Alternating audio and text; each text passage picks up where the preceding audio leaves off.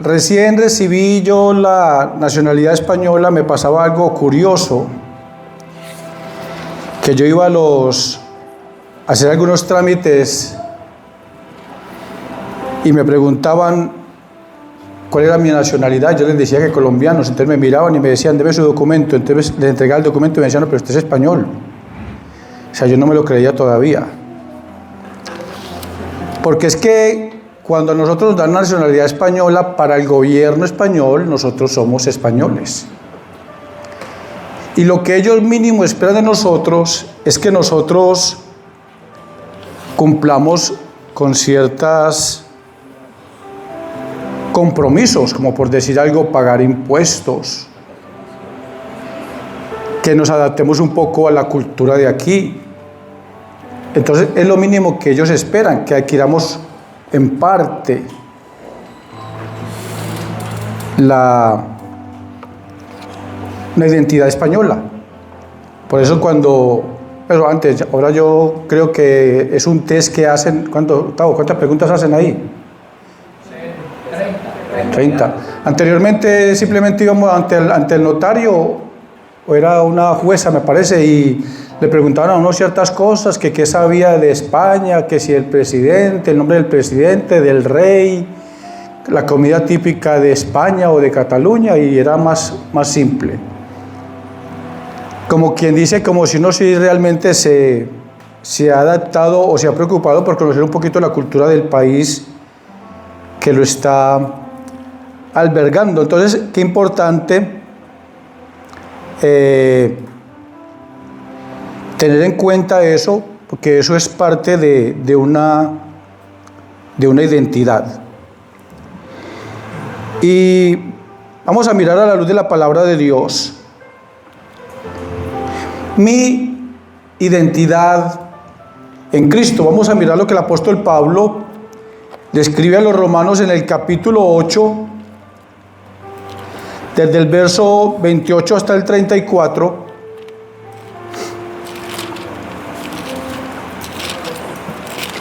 Carta del apóstol Pablo a los romanos, capítulo 8.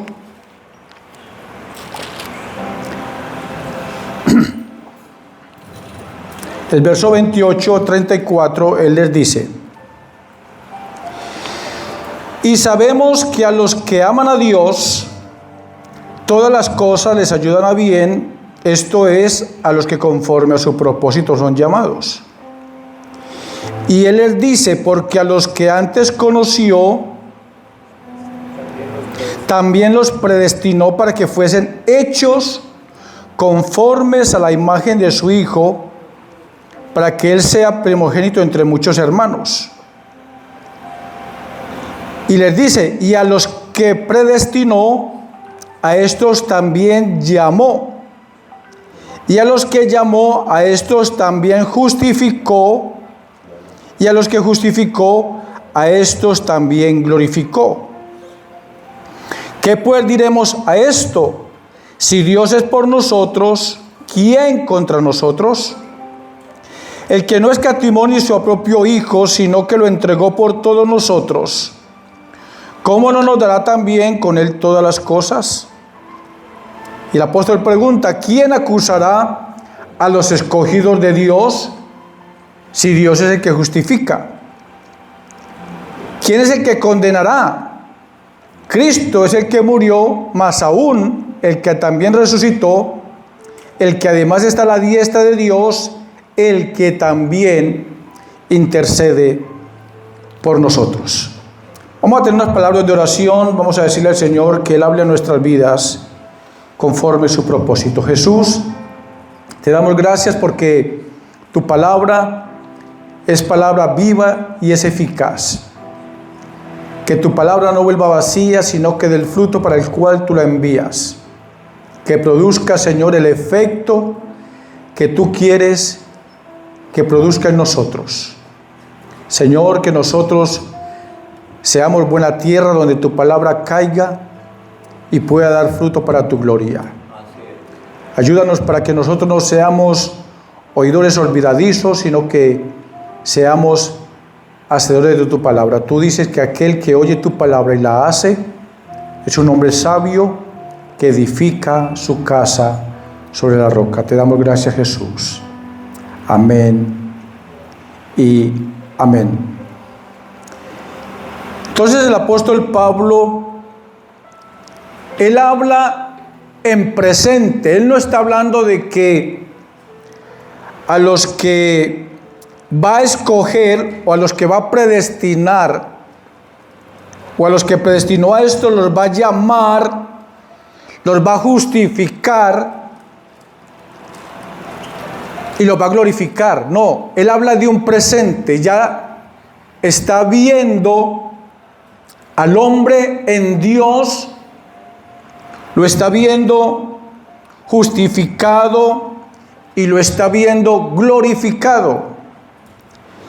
Y el apóstol Pablo también, hablando a los hermanos en Éfeso, Efesios capítulo 1, el verso 3,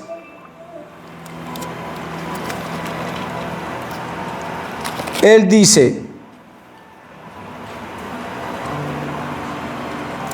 bendito el Dios y Padre de nuestro Señor Jesucristo, que nos bendijo con toda bendición espiritual en los lugares celestiales con Cristo. Y dice, según nos escogió antes de la fundación del mundo para que fuésemos santos y sin mancha delante de Él. Y dice, en amor, habiéndonos predestinado para ser adoptados hijos suyos por medio de Jesucristo.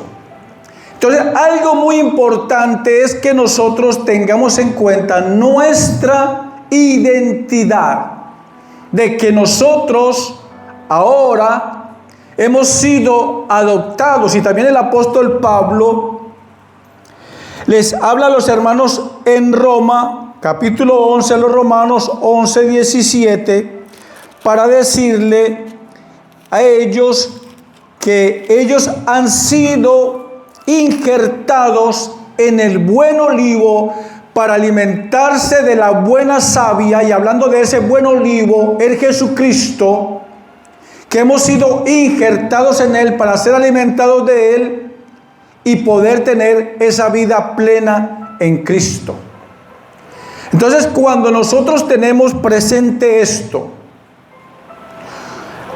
estábamos con el pastor viendo en Proverbios, dice que el hombre tiene un buen concepto de sí, pero Dios es el que examina los corazones. Nosotros tenemos que aprender a mirarnos desde la perspectiva de Dios.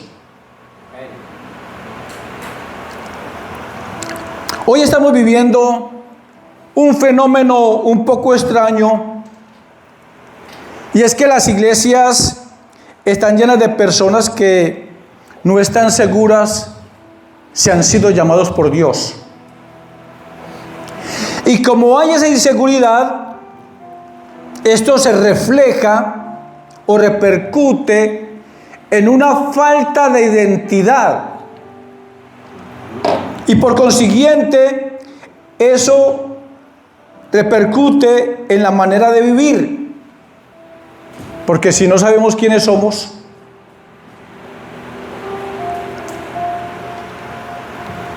pero el dilema no es si Dios nos llama o no nos llama. El dilema o la pregunta que debemos hacernos hoy,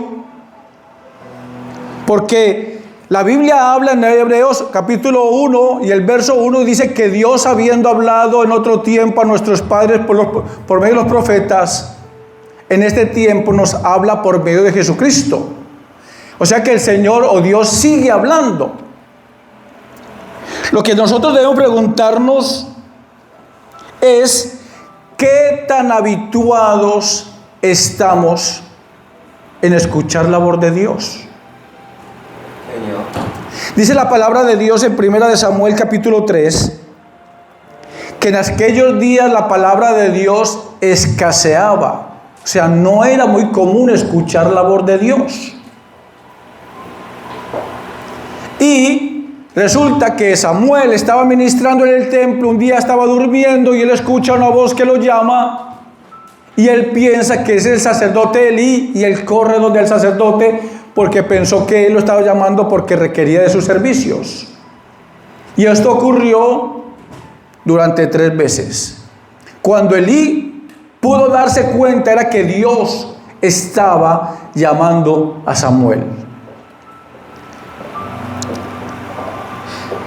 Entonces lo que pasa es que quizás nosotros no estamos muy habituados a la voz de Dios. Dios está llamando, Dios sigue hablándonos. Pero no sé si será el bullicio de este mundo, el ajetreo, tanto afán que aún a nosotros nos embarga, que nos cubre, que nos abraza, que aún no nos permite escuchar esa voz de Dios. Espiritualmente hablando, el primer sentido que se desarrolla antes del nuevo nacimiento es el oído. La palabra de Dios dice en Romanos capítulo 10, verso 17, que la fe viene por el oír, y el oír viene al escuchar la palabra de Dios. Entonces, cuando escuchamos la palabra de Dios, nuestro oído se ejercita y eso en nosotros produce fe. Y el oír produce esa fe, esa convicción, esa seguridad. Porque el oír es el combustible que alimenta la fe. Y la fe es el motor que mueve nuestras vidas. Por eso yo creo que venimos haciendo énfasis en la importancia de preocuparnos por escuchar la palabra de Dios. Y no estamos solamente hablando de quizás los sermones, las homilías, sino cuando nosotros leemos la palabra de Dios, porque aquí dice que la palabra de Dios es viva y es eficaz. Cuando nosotros leemos la palabra de Dios, es Dios hablando a nuestras vidas.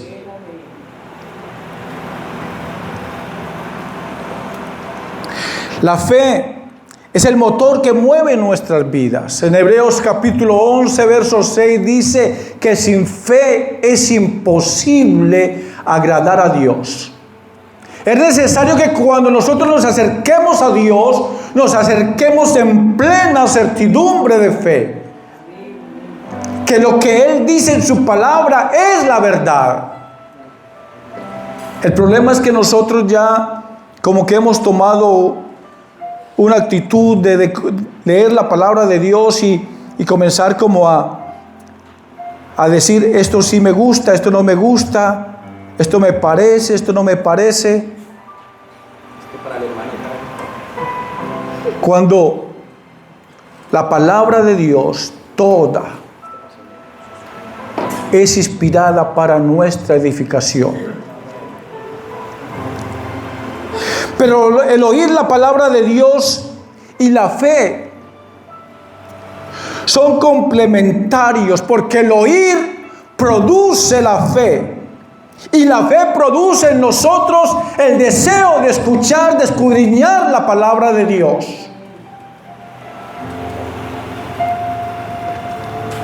El oír la palabra de Dios debe ir acompañada de fe para que sea provechosa. Hay personas que tienen una terapia que cuando no tienen sueño, entonces dicen que se ponen a leer la Biblia, porque es cuando les da sueño. Sí, dicen como no, que están como... O a orar. O a orar también. Eso, que para que le dé sueño. Esa es la terapia. No, eso no es así. Cuando leamos la palabra de Dios, debemos leerla con fe, de pensar, pues cuando venimos a escuchar o leemos la palabra, leerla con fe y decir, es Dios quien está hablando a mi vida. ¿Qué es lo que Dios me quiere decir? ¿Qué es lo que Dios me quiere enseñar? La palabra de Dios en Hebreos capítulo 4, el escritor está diciendo: porque también a nosotros se nos ha anunciado la buena nueva como a ellos. Pero a ellos no les aprovechó el oír la palabra por no ir acompañada de fe. Es lo que uno muchas veces se pregunta. Estamos en una congregación donde pueden haber, no sé, 20, 30, 40, 50 personas que escuchen el mismo mensaje. Pero ¿por qué no hace el mismo efecto? Es porque algunos no la oyen con fe. Y yo creo que es con eso que nosotros debemos venir el domingo a la iglesia. Cuando nos congregamos o aún cuando leemos la palabra de Dios. Debemos acompañarla con la fe, con la convicción, con la certeza de que Dios me está hablando. Porque cuando yo creo esas verdades bíblicas, es eso a mí lo que me da identidad. No sé si alguien recuerda por qué fue que se decidió hacer esa cruz allá con esos espejos. Que lo digas algo. ¿Para decoración o para qué fue que puso eso? Para mirarnos en la cruz. Tanto mirarnos nosotros y también de vez en cuando, ¿sabe qué deberíamos de hacer? Invitar a algún hermano que se pare con nosotros y ver al hermano a través de la cruz. Cuando nosotros nos miramos o vemos al hermano a través de la cruz, nosotros lo vamos a ver santo, glorificado, Amén, amén. limpio. No le vamos a ver ningún defecto. Lo vamos a ver como lo ve Cristo. Gloria a Dios. De ahí la importancia de cuando nosotros oímos la palabra con fe. Hay veces que sí, el hermano se puede disgustar un poquito porque quizás el pastor le pide que no se mueva o que no hable, pero hermanos, de ahí la importancia de la reverencia, el respeto en el momento de cuando se está exponiendo la palabra de Dios. Porque Dios está hablando a través de la persona. Nosotros debemos preguntarnos, no preguntarnos tanto si el Señor me ha llamado, sino que podemos ver a la luz de la palabra de Dios si yo realmente soy una oveja del rebaño de Dios. Eso no me lo tiene a mí que decir el pastor o la hermana o el hermano fulano de tal. No, el Espíritu Santo que está en mí. Y la palabra del Señor en San Juan, capítulo 10 y el verso 27, habla de unas características de esa oveja. Dice: mis ovejas oyen mi voz y yo las conozco y me siguen. Entonces, cuando nosotros somos esas ovejas, somos esos hombres llamados para seguir al Señor, oímos su voz. Pero además de oír esa voz, nosotros le seguimos. Ahí podemos nosotros mismos comprobarnos si realmente estamos siendo guiados por Dios. Nosotros estamos atentos. A mí me ha parecido curioso, no sé si usted lo ha visto, ese video o han salido videos de un campo donde hay unas ovejas y hacen ese experimento social. Llega alguien y comienza a hacer determinado ruido, determinadas formas de llamar a las ovejas que están pastando, y esas ovejas no se inmutan para nada. Pero cuando el pastor las llama, de inmediato comienzan a correr a buscar al pastor. Porque esas ovejas están habituadas a la voz del pastor. Señor. Y por eso lo conocen esa voz y por eso lo siguen.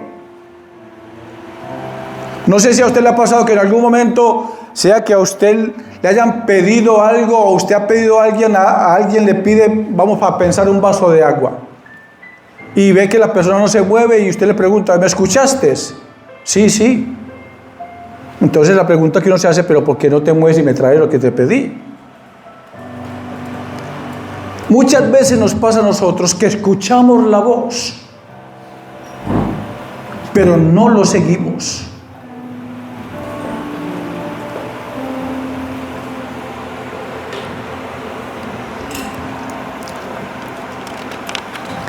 Cuando nosotros oímos la voz de Dios, nosotros recibimos fe, recibimos confianza para caminar hacia el propósito que Dios tiene con cada uno de nosotros. Tenemos esa fe para caminar hacia el propósito para el cual fuimos llamados. ¿Y cuál es ese propósito? Porque, hermanos, si nosotros no tenemos claro cuál es nuestro objetivo, cuál es nuestra meta, nosotros vamos a estar divagando, no vamos a ninguna parte. Pero si realmente tenemos claro cuál es ese propósito, y la palabra del Señor nos muestra, allí donde el apóstol Pablo está hablando en Romanos 8, el apóstol Pablo, él especifica y dice con qué propósito nosotros hemos sido llamados.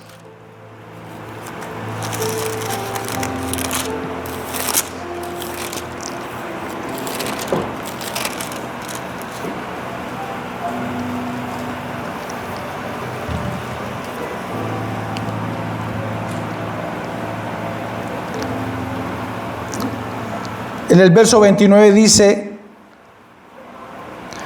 para que fuésemos hechos conforme a la imagen de su Hijo. Ese es el propósito, ser hechos a la imagen de Cristo. Y para eso mismo el Señor estableció ministerios para ayudarnos en ese propósito, que algunos, como no lo están viendo desde ese punto de vista, no están viendo cuál es el propósito que Dios tiene con sus vidas. Cuando alguien le quiere ayudar, para él se le hace como una ofensa. Estábamos hablando el viernes en una oración que estamos viviendo una situación bastante complicada, y es que los hombres ya nos cohibimos de querer prestar ayuda a una persona o a una mujer, porque quizás la mujer se va a sentir ofendida.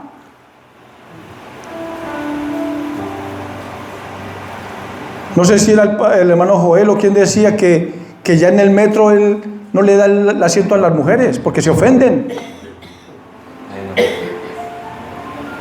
Y es eso muchas veces lo que pasa con algunos cristianos, como no conocen cuál es el propósito que Dios tiene con ellos, es de que nosotros seamos formados a la imagen de Cristo, y Dios mismo estableció ciertos ministerios para ayudarnos a eso. La palabra del Señor en Efesios capítulo 4,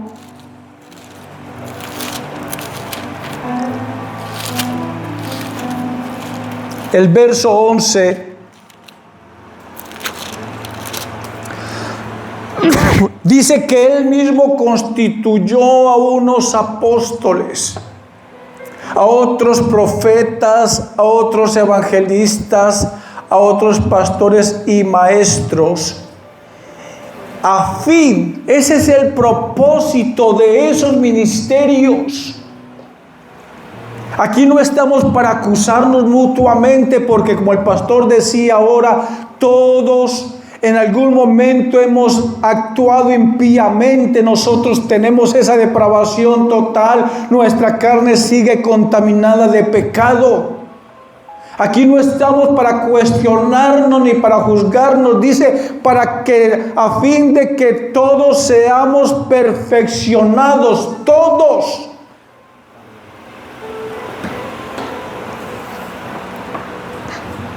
A fin de perfeccionar a los santos para la edificación del cuerpo de Cristo. Ese es el propósito. Ser edificados, porque dice la palabra del Señor, hasta que todos lleguemos. Todos lleguemos.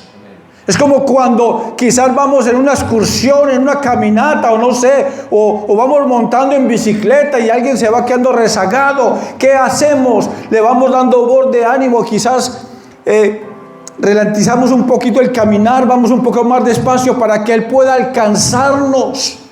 Porque esto no es una competencia, no. Todos nosotros formamos parte del cuerpo de Cristo y nos necesitamos mutuamente.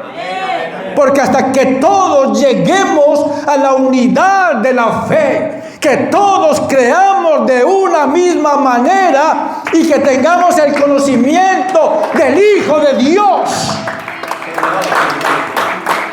Para eso he establecido estos ministerios, para ayudarnos, para ser edificados. Porque Cristo es nuestro modelo.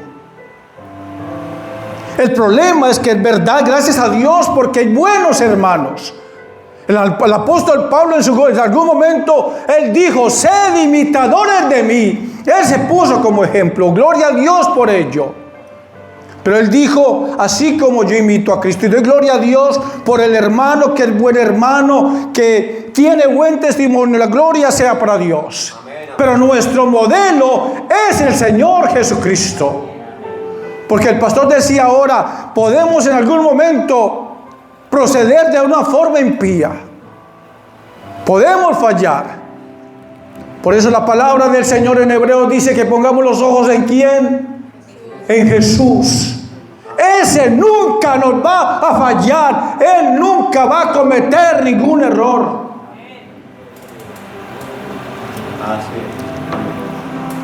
Cristo es nuestro modelo a seguir. Y ser como Cristo es nuestra meta a alcanzar. Tener esa identidad en Cristo. Y quizás es aquí cuando llegamos a la encrucijada y porque pensamos que esto de ser como Cristo es imposible.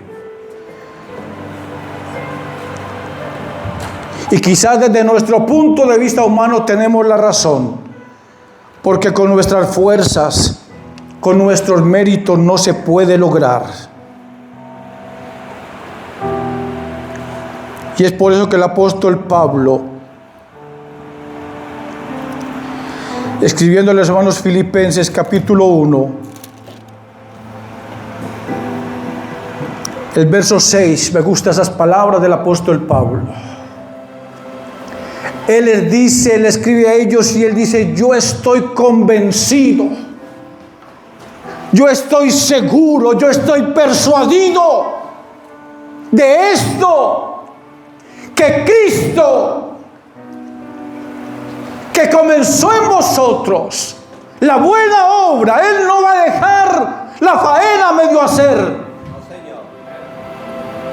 Es verdad, quizá nosotros vemos al hermano cometiendo muchos errores. O por qué no decirlo como tiene que decirlo, tal vez cometiendo pecados. Pero el apóstol Pablo dice que Cristo, que ha comenzado una buena obra, Él la va a perfeccionar hasta el día de Jesucristo. Es por eso que debemos acercarnos con los hermanos hasta la cruz, para que lo veamos como Cristo lo ve. y para que nosotros nos veamos como Cristo nos ve.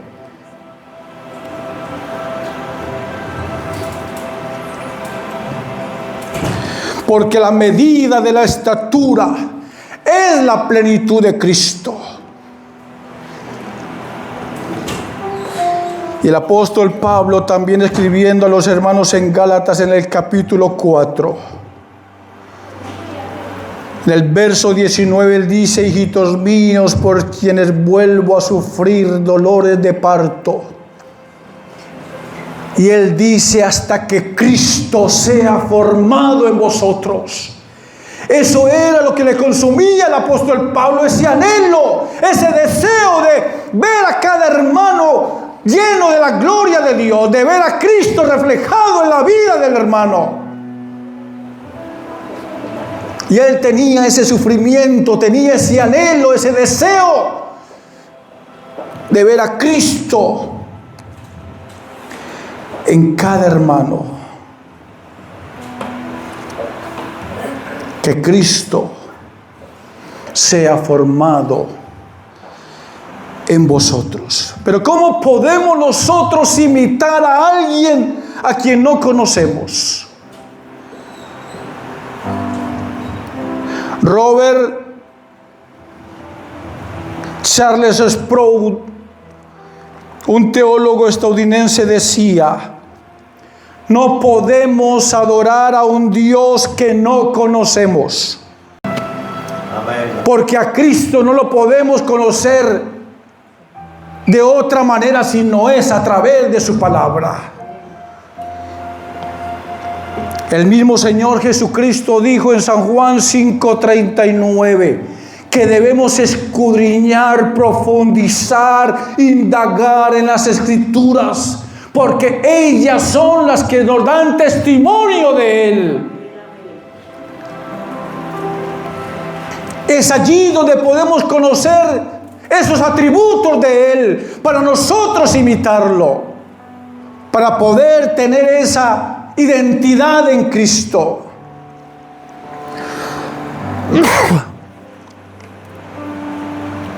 No hay otra manera de conocerle.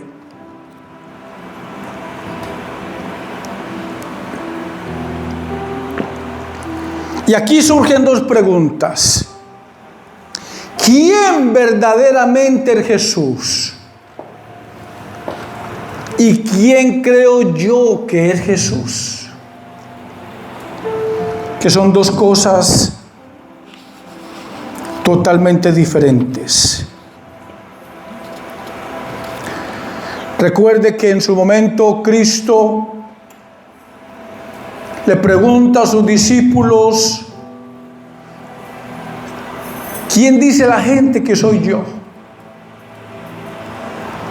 Señor, unos dicen que tú eres Elías, que tú eres algún profeta. Y Él les pregunta a ellos: pero ustedes, ¿quién dicen? Ustedes que están más cerca de mí, ¿ustedes quién dicen que soy yo?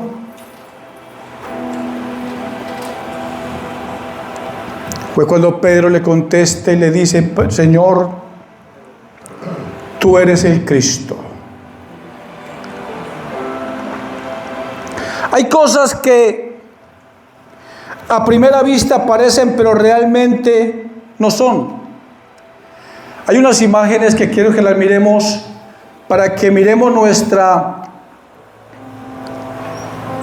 agudeza visual.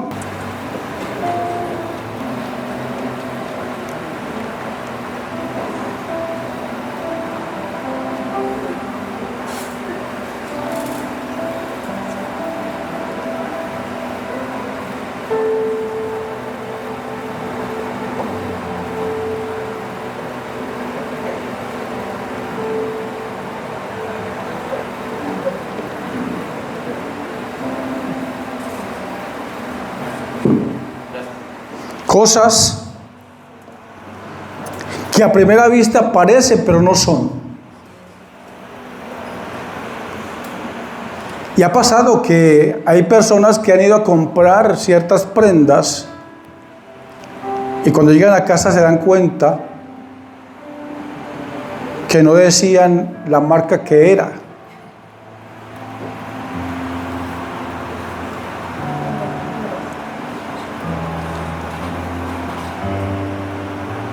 También estábamos leyendo ahora en Proverbios que hay caminos que al hombre le parecen derechos desde su punto de vista.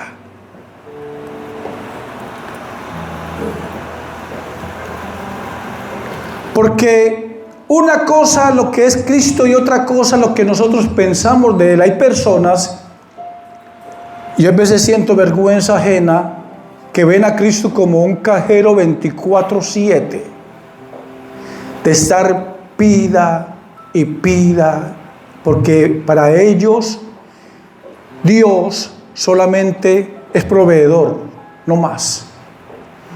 Y el día que Dios deja de proveerles, para ellos deja de ser Dios. Recordemos del concepto que tenían de ellos mismos los hermanos de la iglesia en la Odisea. Vamos a mirar lo que dice Apocalipsis capítulo 3:17 para que miremos lo que ellos pensaban de ellos mismos. El Señor les dice, porque ustedes dicen que son ricos, que no tienen necesidad de ninguna cosa. Eso era que ellos pensaban de ellos mismos. Tenemos todo, no necesitamos más nada. Tenemos todas las necesidades cubiertas, tenemos el techo, tenemos comida, tenemos el armario también lleno, no tenemos necesidad de nada. Pero Dios, desde la perspectiva de Dios,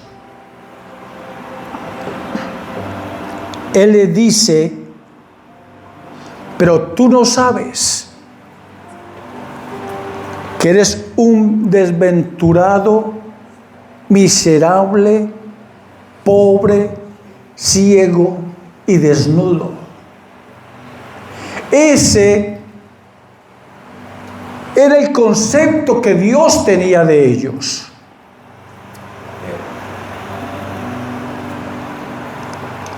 Y aquí lo que prima realmente, lo realmente importante es lo que piensa Dios de nosotros. Porque nosotros comenzamos a evaluarnos y tenemos ciertos estándares de conducta. El hermano o el vecino no hace esto y no hace esto, entonces él es malo. Pero aquí tenemos que mirar todo desde la perspectiva de Dios. ¿Cómo nos está viendo Dios? ¿Qué piensa Dios de nosotros? La palabra del Señor en San Marcos capítulo 1 y el verso 11 nos muestra que cuando Jesús fue bautizado y salió del agua, se escuchó una voz del cielo que decía: He aquí mi Hijo amado, en quien tengo toda complacencia, a Él oíd. Había una aprobación de parte de Dios hacia el Señor Jesucristo. Y quizás muchas veces nosotros pensamos que Dios no pueda tener esa complacencia, ese agrado, ese gozo de nosotros. Pero ¿sabe por qué era ese gozo? ¿Por qué era esa complacencia que Dios sentía a través o por medio de Jesucristo? Porque Jesucristo tenía muy claro a quién había venido. Él había venido a hacer la voluntad del Padre. Nuestra identidad no debe estar basada en el simple hecho de ser llamado cristiano. Mi identidad debe estar sustentada en la manera como yo imito a Cristo. Unas palabras muy profundas de Ignacio de Antioquía, uno de los padres de la iglesia. Él nació en el año 35 y murió en el 108, y a él, por ser cristiano, lo acusaron, lo condenaron, lo llevaban a Roma para llevarlo allá al Coliseo, a la arena, y dejar que las fieras se lo comiesen. Y cuando él iba camino a Roma, habían hermanos que lo conocían y querían poder apelar por él, querían hacer algo para salvarlo. Pero las palabras de él son profundísimas, porque él dice: no hagan nada, porque él quería ser partícipe también de los padecimientos de Cristo. Y él consideraba que ya había llegado la hora.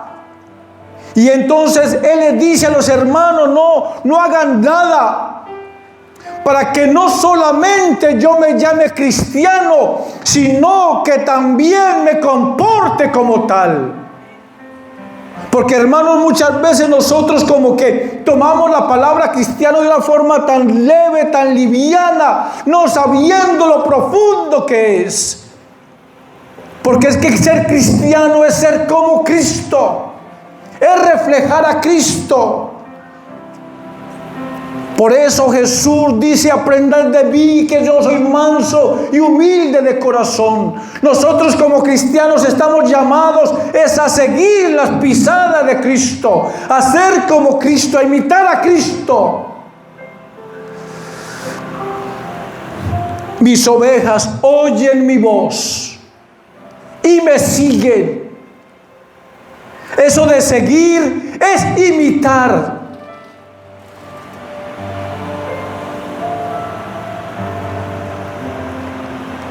Dice la palabra de Dios que cuando a Jesús lo apresaron, todos sus discípulos se dispersaron. Y Pedro se fue detrás de la turba de las personas que llevaban a Jesús a ver qué pasaba con Jesús. Y Pedro llegó a un patio, parece que la noche era una noche fría. Allí habían hecho una fogata y él se acercó también a calentarse. Cuando alguien vio a Pedro, le dijo: tú eres uno de ellos. Él lo negó, pero le dijeron: tú hablas como hablan ellos. Porque, hermanos, cuando nosotros empezamos a vivir una vida cerca de Cristo, nos vamos a parecer a Cristo. Y no vamos a tener necesidad de que nosotros estemos tal vez con un megáfono diciendo: soy cristiano. La Biblia dice: mis ovejas oyen mi voz. Y el Señor dice: y yo las conozco. Somos conocidos por Dios, porque nosotros, además de oír, le estamos siguiendo.